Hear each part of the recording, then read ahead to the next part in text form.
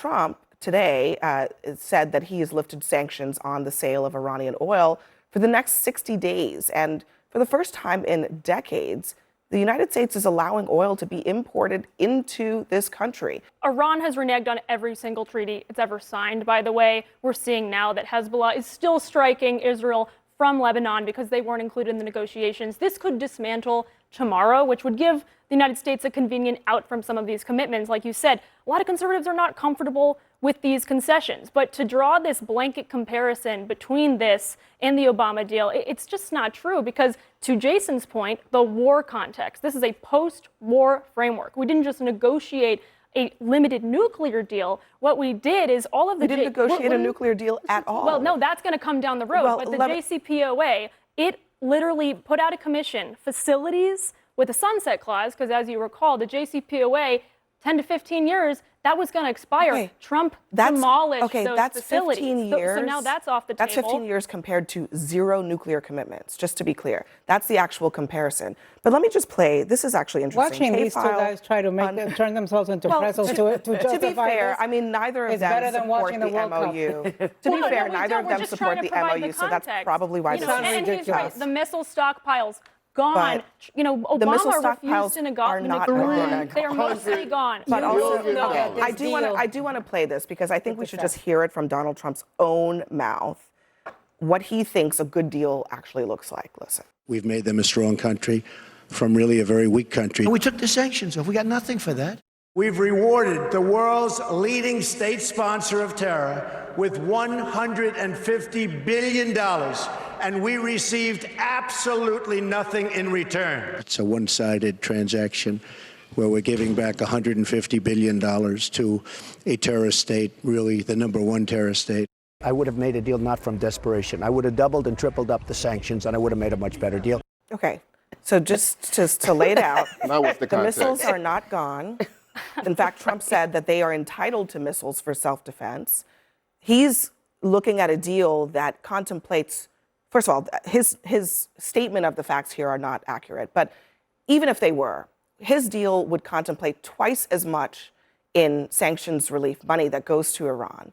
Sanctions relief is happening right now. Iran has done nothing except what is required under current international law, which is to open up the Strait of Hormuz. So even by Trump's own standards, I don't see how this deal measures up. Well, not only that, it's just they're not going to be able, the conservative position is never going to be able to outrun the reason the deal was torn up in the first place. It's because of an inherent jealousy of Barack Obama, since the president is insecure.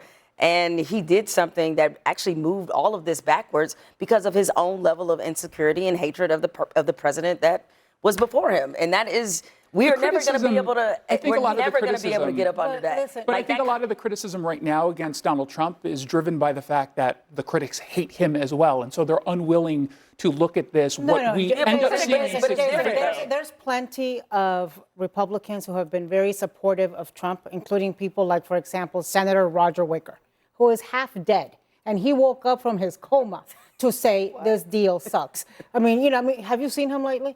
People like Lindsey Graham. All right. There is nothing that that Donald Trump does that Lindsey Graham doesn't like, and he's been critical of this. People in the in the right-wing blogosphere who have been very supportive, and I admire that. I admire that they are standing on principle and calling a spade a spade. I mean, not only are we giving them exponentially more money, not only are we lifting sanctions, but now Iran knows that they can close the Strait of Hormuz and bring us and Iran the also world knows to that our we can knees. strike them militarily, which the Obama administration was unwilling to do. We did strike them militarily. continue. You know what they know? They know that they can survive it. Correct. Look at you. So you're arguing that the economic situation right now in Iran is somehow better than it was. I'm saying that they can survive. But the thing is they're fighting a different war. But that is a That's the piece thing. of this We're fighting a different war than they are. They know that the war here is unpopular.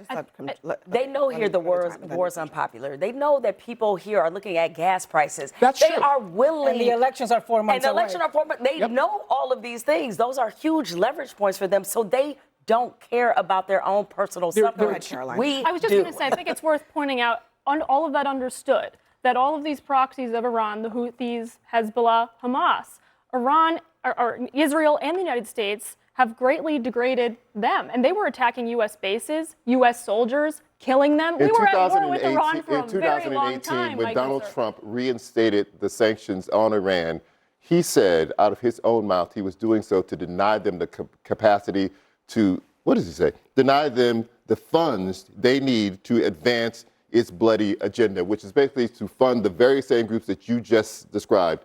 Now we're allowing them, we're lifting those sanctions that he reinstated onto them. What do you think that money is going to go? What do you think it's going to do? I think you're correct that if it does end up in their coffers, in this very limited point, I think if it does go to their coffers, that, yeah, it's going to fund the world's biggest sponsor of terror, as it has historically. I don't think this MOU is going to stick. I don't think it is. So then it's. So then what's going to happen? The point is to get to the 60 days and actually get something done. You bring up an important point in all of this. Deal. Wait, hold on. You guys are not, just to be clear, you guys are not making the same point. She's saying the MOU is not going to last. You're saying that it will, and that No, will I'm get not to a saying deal? that. Okay. No, I'm saying the point of getting the MOU on the table is so you can start these negotiations. It's really what's going to happen in 60 days. And I think we should judge that harshly And then if it's a bad deal. So Iran gives up late. Well, then that's what we figure out. I mean, that's part of the negotiation. I'm saying what happens, like really, like let's wish cast into the future. What would happen? What is the scenario if we don't get a deal in 60 days? I could Are give we a just going back recommendation. and bombing? My recommendation, We might go back the to only bombing. way to do this is to crush them.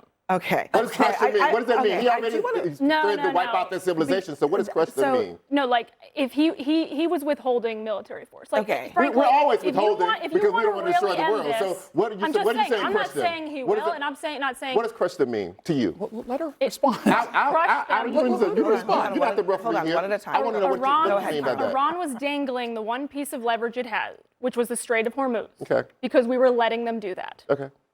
What do you think it means if we don't let them do that? So I'm asking you, what do you mean when you said we should crush them? I want to know what that means to you.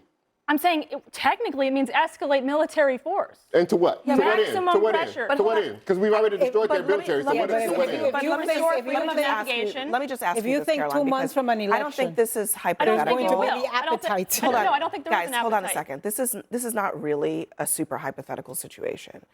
The military said at the beginning of this conflict they had a list of targets. It was, hundreds of targets. They got to nearly the end of that list, and then they stopped bombing. The Strait of Hormuz, the options are we do what we did, which is the blockade, and maybe try to escort ships, or we try to put boots on the ground, take Cargill to secure it. Is that what you're saying we would do? I'm not recommending that. I'm saying that is the only way to actually end this. Like, Is because to- the deal is to will do be. what? So you Is to recommending- put boots on the No, ground. I'm saying to like take there's Cargill really no in Islands. between. Like Well, there really I need is you no to in get your story between. straight The because only- you first the you other- just said you were recommending it, and now you're saying you're not. So which one is it? No, I'm saying if you want to finalize this and basically Get make it out. so Come that on, let it come Iran on out is- your mouth. What? If you don't want to broker with a terrorist regime anymore, then yes, you have to apply more So military you are force. suggesting I it. just think. I'm saying that is if that's what their Hold on. calculus is. Listen, I just think that it's not helpful to say we got to do more. I mean, what does that really look like? Is it what Trump said, which is taking out their bridges, their infrastructure, their desalination plants, which would be Which are war Well, so crimes. or yes. is it putting boots on the ground? Because which of these bad scenarios do you want? Listen, I'm telling you that I'm not sure what their thinking is internally. But in the beginning, at the outset of this, they were floating all these options. And I agree, it wasn't a clear The American people articulation don't of want the- any options. The Exactly. American people want to I get think the that's hell where it's out of the there loss. to the point that even if we I know agree. it's a bad Yes. deal, Yeah. we are happier with a bad deal than we are still they're- continuing to be in there and they're bombing and also putting asking people us to- at risk. is improved. But let's call it a bad The deal. context is not what you got in it for. I mean, they're also asking context us. There are is much some more improvements. advantageous to There are some improvements. You're right. There's some improvements. We've degraded their military. Yes. The negative, where I said they are stronger, is that now we have enshrined them as the gatekeepers of the Straits of Hormuz. They know that they can take it. They know that it imposes a maximum pressure on us and the rest of the world whenever they want to do it. And that was never the case Before until now, midterm until they votes. proved it during this war. President Trump is suggesting that he interfered in California's elections after falsely claiming that the state's voting was rigged against GOP gubernatorial candidate Steve Hilton. I called up the very powerful, very good U.S. attorney in California, and I said, do me a favor, take a look. They're trying to steal that election, too. about an hour after the call, ladies and gentlemen, Mr. Hilton has won. So had I not made that call, Steve Hilton would right now be watching the election from home. There's the Georgia case when he calls up and asks for the missing votes. But what is he doing here? And I don't think anybody should feel comfortable about the president picking up the phone, asking the U.S. attorney to dig into an election that is currently underway with zero evidence of anything going wrong. Well, Steve Hilton said that he didn't have any evidence of anything going wrong either. The president likes these narratives, but there is one part about his frustration that is legitimate. California takes too long to count the votes, and they do it deliberately. First off, they let you mail your ballot on Election Day, so it can come in a week afterward. Then they let you have weeks to come in and cure your ballot if there's a problem with your signature. It doesn't engender no, it doesn't engender confidence. But hold on, you're laying out a bunch of legal things in the That's why state it of takes so California. long. Hold on. You're laying That's out a bunch of things that are perfectly legal in the state of California. You might find them annoying, fine, but they are legal. Why is the president picking up the phone, calling the U.S. attorney, and basically asking him to make his preferred candidate win? He's asking to investigate if there's any fraud, and it is not just And a why does frustration. he It's not think? an But why annoying does he thing. think? Why does Trump think that as a result of that phone call, the magic result was that his candidate won? I can't tell you why he thinks what he thinks, but I can tell you that most voters, regular Americans, think it's ridiculous that California takes so long to count votes. Most and that voters it- don't live in LA and that- or and don't live in that- California. wait a minute. They don't have to worry about it. They don't live there. Fast, or do you want it accurate? Well, Do you want it exactly. fast? You can have it Or fast do you want and it accurate. No, you can't. Sure you Not in a can. state with 40 million Sure, people. no, you can. No, we No. have a lot of people. And Texas we have, counts their ballots that's much great. faster Texas with is a a similar state that gets to population. decide how its election Yeah. works. Are we and states' rights or are we California not? is Well, a state that gets to allow how its elections Regardless, work. it's not In illegal. about That's a not week, an it's- illegal thing. No, but- it's just but- the rules in California. It takes a long Yes, time to and count they're them to make bad sure they're all rules legal. that engender And a lack again, of you confidence. don't live But there. why- So can I what just does ask- it Here's the thing. Here's the thing. We're going to have. We're fine with Can I it. just We're ask you, fine. We're both from California. Why We're fine. does it actually engender a lack of confidence? Like Steve Hilton, like every other candidate in California, Republican and Democrat, looks at the election ballots coming in. He won some late ballots too. Sure. It doesn't, he does not have a lack of confidence. I just think saying things like it engenders a lack of confidence around creates the world, a narrative around swift it. counting with certainty upon the receipt of ballots on Election Day equates to confidence in the process. it's not. Yes, it does. In It this- happens everywhere else in the world. Well, that's also First what off, the data suggests. It is the data, yes. The polling overwhelmingly suggests that the longer it takes for a result, the more questions But people whatever, have. that's Whether or not not they're fair fraud. questions. Just a We second. were talking but about But hold on, fraud. hold on. Ever done a recount, just a you know second. that all the problems This is not are a in mail ballot. conversation. This is not a conversation about what engenders confidence. Yeah. This is a conversation about whether or not there was actually any wrongdoing, any reason for you or the president to say that there was anything that went wrong in this election. Do you have evidence? I'm not taking that position. Okay. I haven't well, taken then that position. that's what we're talking about I like here. mail-in voting. We are not talking about vibes, okay? Like the point Sure we are. is The public that has a right to be President Trump confident in has the appearance claimed of it. election fraud in every election that he has lost. Okay? Why? Not because there was anything wrong with those elections, but because he doesn't like losing. So when the president of the United States, with the biggest bully pulpit in the world, tells all of the people in this country to not trust elections, what do you think doesn't engender confidence? Right. Is it that they're counting the ballots, or is it because the president, with his megaphone, is casting doubt because he doesn't like to lose? But Abby, you got two to separate- the, they you have got a to process. Which But I one think is there's- it? No, but which but one, it's- which I don't one think it's engenders black and white like less that. confidence? I don't think Is it's it- like that. Is it the actual way that they Sure. count ballots, or is it the president sowing There's No, doubt? it's the way they count lying? ballots. It is the way- it's it absolutely. is So you mean to So tell you're me- suggesting that it's not the president Yes, repeatedly I am. lying So about you mean to tell elections? me I if am Steve saying it is Hilton the- was the first runaway off- winner, we wouldn't be first having off, this conversation at going all. this is going to not happen anymore in about a week. The Supreme Court is considering Watson versus Republican National Committee, which is a lawsuit that will stop states from accepting ballots after Election Day. Every state in the country will have to have ballots in the door by the time the polls close. That is the first step toward getting a system we can that all is trust. very- Actually, but that it's is very ridiculous that problematic. Republicans are championing a state, basically a Supreme Court throwing out state rules on voting. Here's the thing. Even if that, let's say that happens, that would be a change of the rules. Everyone gets to abide by the rules. Guess what? The rules are what they are today. But I do want to ask you again, do you think that Trump's repeated lies about elections have eroded confidence in elections I in this think country. that Trump's suspicions about mail ballot What about the lies? reflect about the the lies, suspicions Brad? of the Actually voters. No, lying. seriously. He's I What? think they Hold on a reflect second. suspicions of the voters. don't think you're I'm gonna addressing answer the that root question. cause of But what hold he's on, suggesting. I'm asking You're you a not gonna question answer the because question. Trump is not talking about things that he just doesn't like. He is straight up lying about things that happened in elections. In the 2020 election, he lied repeatedly about pretty much everything that he claimed happened in that election. You don't think those lies had any impact? I am talking about what this segment was here. We showed a bite of the president talking about the California election counting process, So- And he causing said a he lack of called up confidence. the U.S. He's attorney. right. So hold on a second. No. So Trump again in I this don't think you should California call the U.S. attorney, in- but I think he's He right said that he the called the process. U.S. in this attorney. case, Brad, Trump is also lying about what's going on in California. And you don't think that that's a problem? I didn't hear him cite any evidence of fraud in California. Steve Hilton But he says there's lied no by evidence. saying But that he his lied. call changed the I can result. tell- It his call didn't. didn't change the It result. didn't. But you're losing the plot here. No, No, you're you're losing losing the the plot. plot. The substantive losing the thing that plot. affects No. this country No, going Because you're trying to forward defend is whether something the that's public indefensible. trusts That's the why way you we sound vote. crazy right now. Actually, what affects the country in November is the fact that the president of the United States lies about elections. I get it. Democrats all think the time. everything's about Donald I Trump. don't think It's about the this bad is, rules this in California. segment was actually Okay. about Donald If Trump. you're going to talk about how to try fix this things in the one- let me country, try you this got to talk one about more how to Well, fix a this big process. in the thing to fix would be him not lying. Republican-controlled state of Georgia, Trump went searching for thousands of votes. Was he lying about what happened to those votes? I think that ballot was counted by people who I trust to count. I think the Georgia So was he result telling the was truth legit. or was he lying? I'm not going to evaluate everything Donald No, Trump you has just ever don't want to said. call him a I'm just liar. not That's going to do anything. it. You just The don't want to say what it substantive is. thing All right. We can play this game if you want, Well, but the no, it is substantive not a question game. going Here's the forward thing. is It what is- do we do about fixing Brad, confidence here's the in thing. elections? It is That not a- is it is ending- actually ending not- saying mail elections balloting, aren't ending fake. post- It is post-election actually counting. not a game. It's not a game.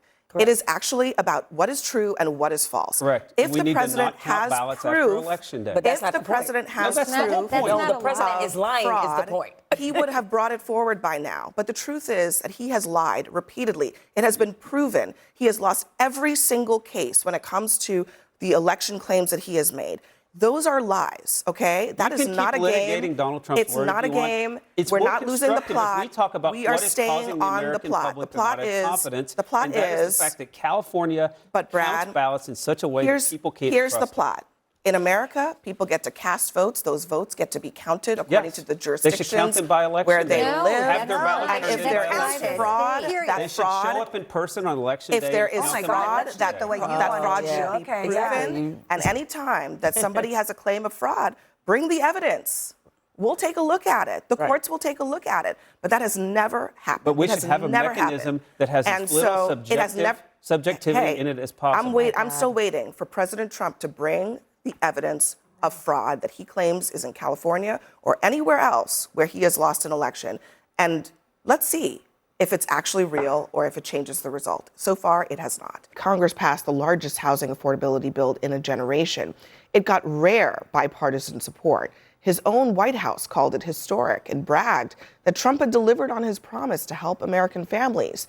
But just 24 hours later, just hours before he was supposed to sign it into law, Trump posted this ultimatum, canceling the event until lawmakers pass the Save America Act. It's a signature piece of his agenda that would severely tighten voter ID requirements, among other things. I'm sure that Republicans who voted for it still think it's a good bill. I think it's pretty obvious the president just cares about this other thing more than he cares about this, and he's using these procedural levers to try to get some leverage over the Congress on it. Will it work?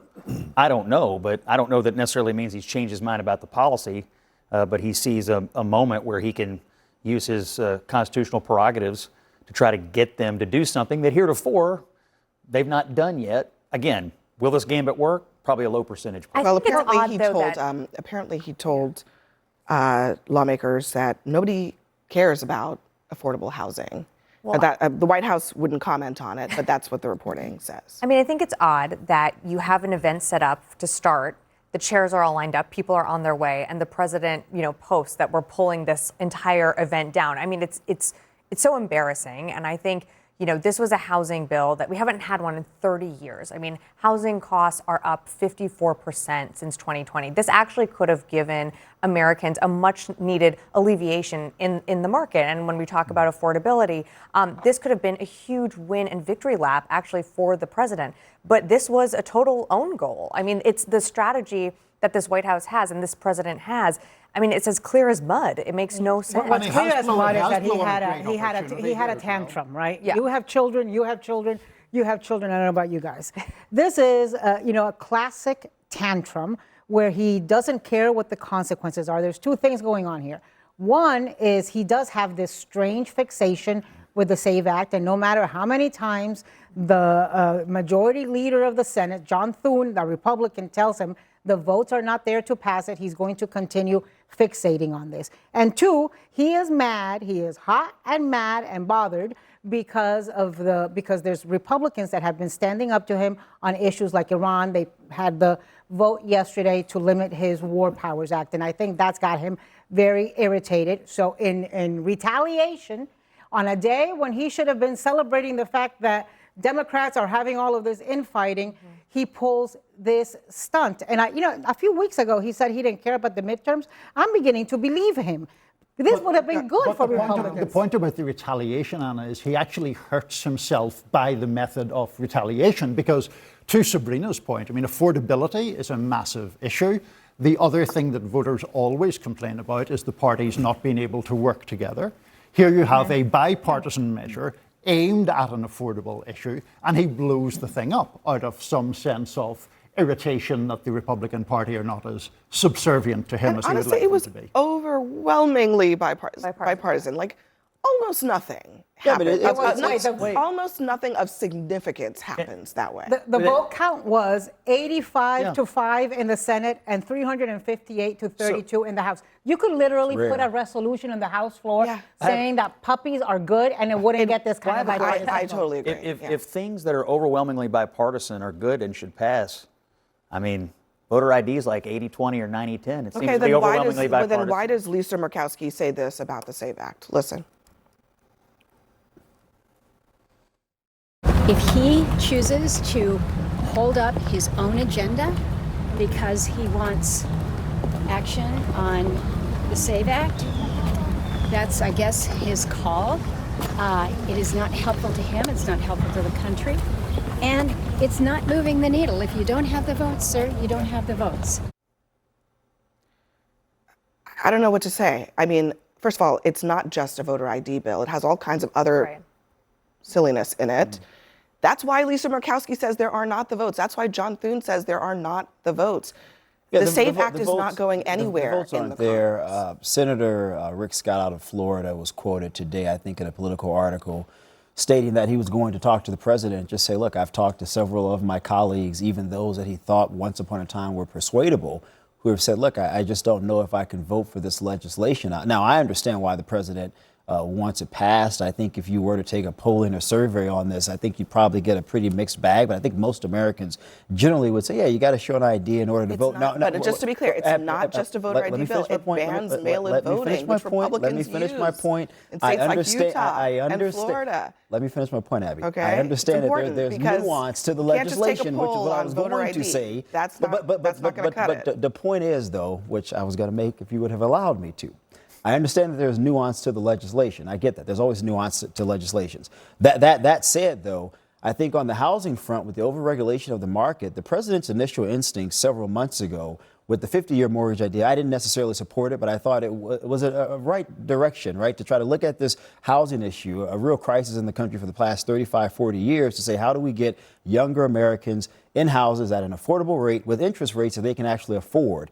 This legislation was a part of the process to start restructuring and rechanging regulations to make it easier for builders to build without the overburdens that we have seen for the past decade or two now. So I think the president will eventually come around to this.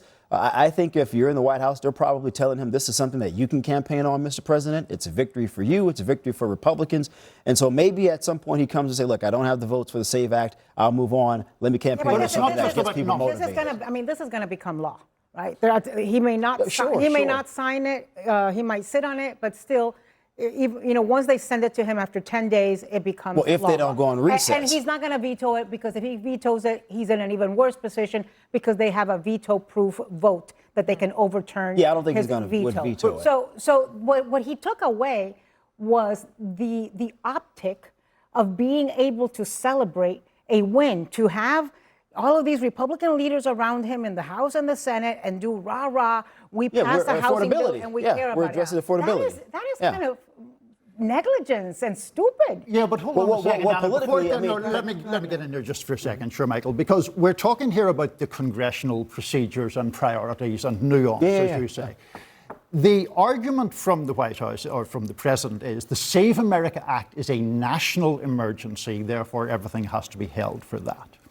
This is the only president in any of our lifetimes who has sought to overturn a democratic election by inciting a mob to do so. That is the person that we are now to believe is so exercised by protecting the integrity of the voting system that everything else has to stop to create it. That just doesn't seem plausible to me. I mean, just yesterday he was saying he called the U.S. attorney to ask him to do him a favor. Right. And the help the Republican in California get on the ballot but the point for being November. About the housing issue, which I think Anna was making a brilliant point. Right now, there's been a big discussion in the country in terms of national politics, the 30-plus special elections that Democrats have won, on Republicans aren't focused enough on cost of living. If you are to believe some of the polling data that's out there, independent swing voters appear to have believed that. In my opinion, as a strategist, any opportunity we can have as a party to chip away at that message, now that you have Democrats also electing socialists, I think that's another thing that we can add to the contrast and the marketing as we get closer to midterms, I think is a net gain to the party, which is why I think at some point the president eventually comes back to So this. you agree with Sabrina when she says this is an own goal? Like, the president had a win in his pocket.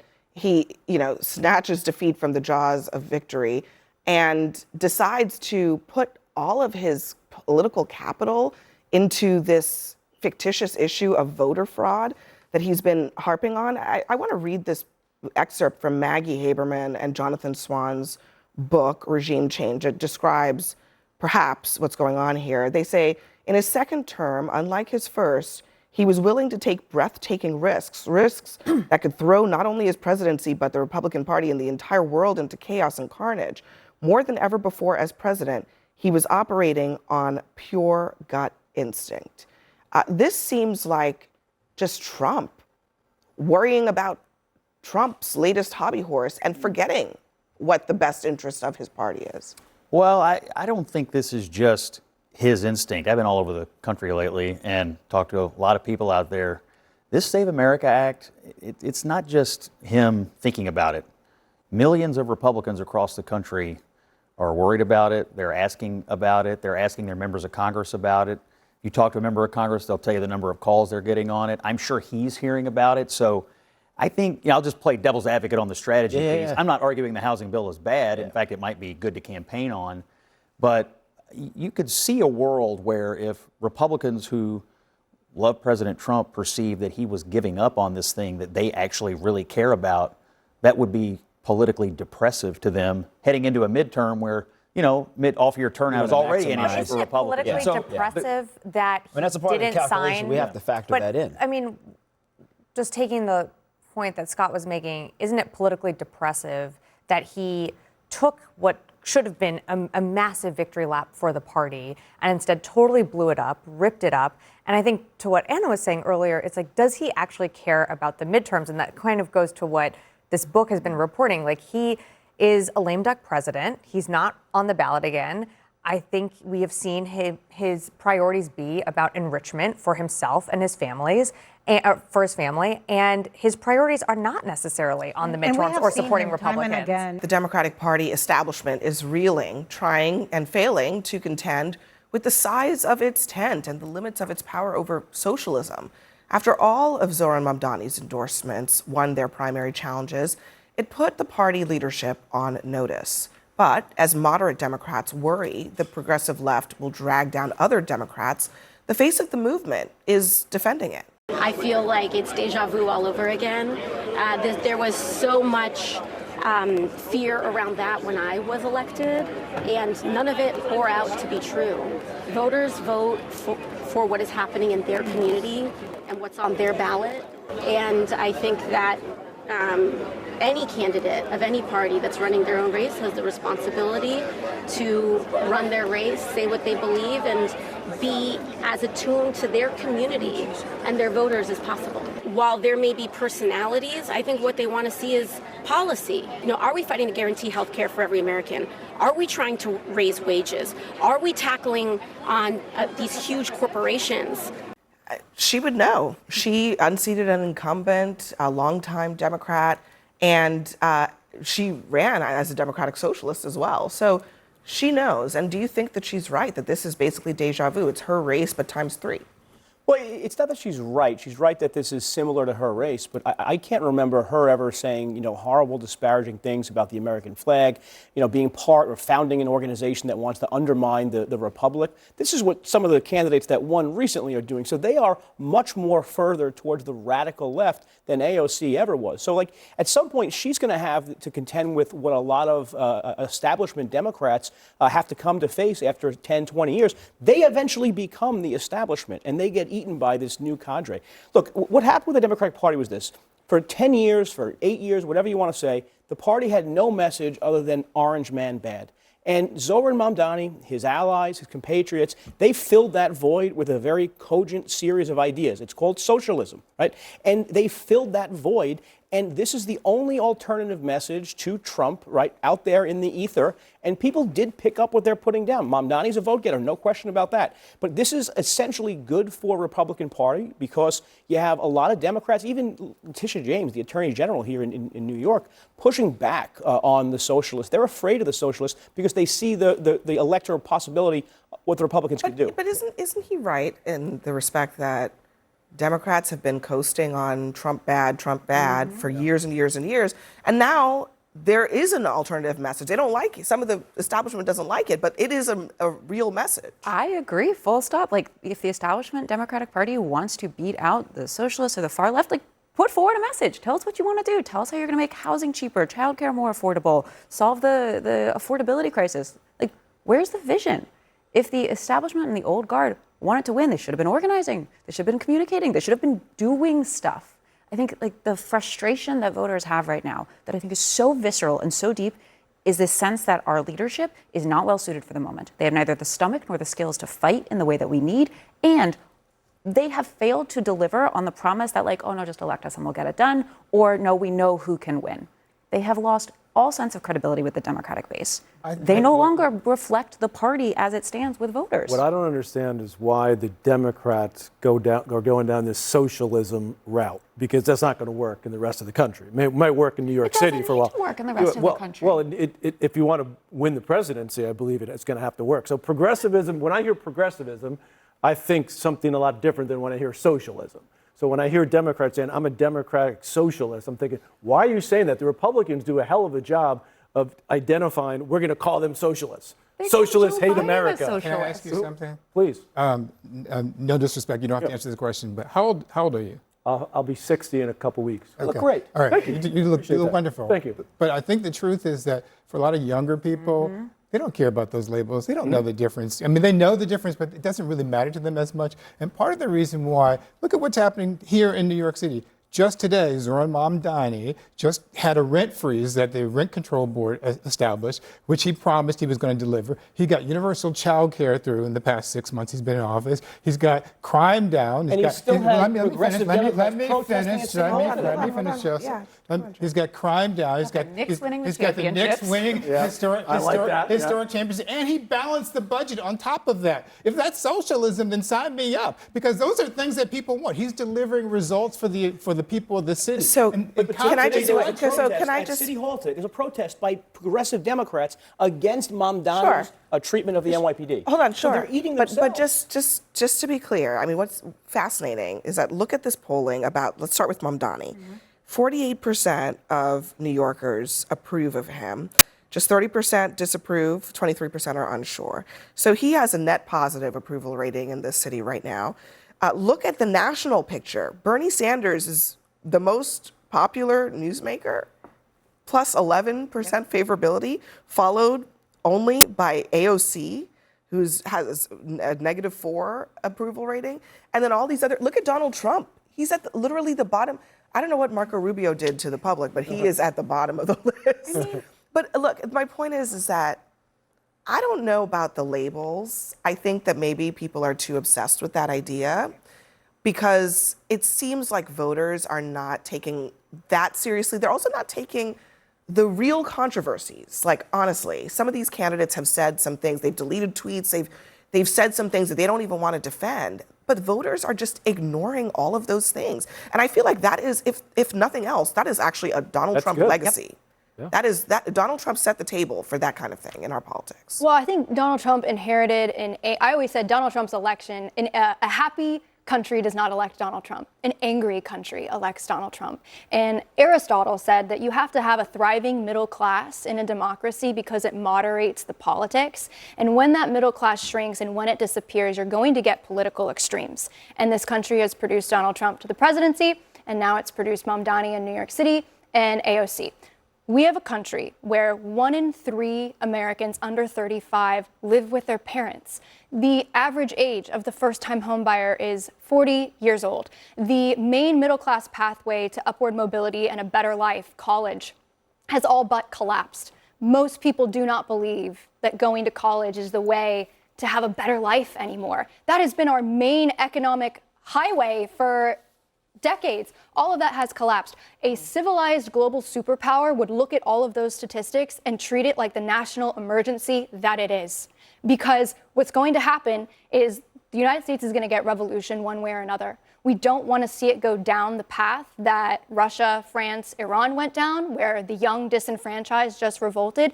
You're not going to beat left-wing populism with anything other than right-wing populism. America already said that that's what they want. But the Trump administration has to double and triple down on its right-wing populist policies to blunt the rise. Otherwise, people are going to look for left-wing solutions. All right.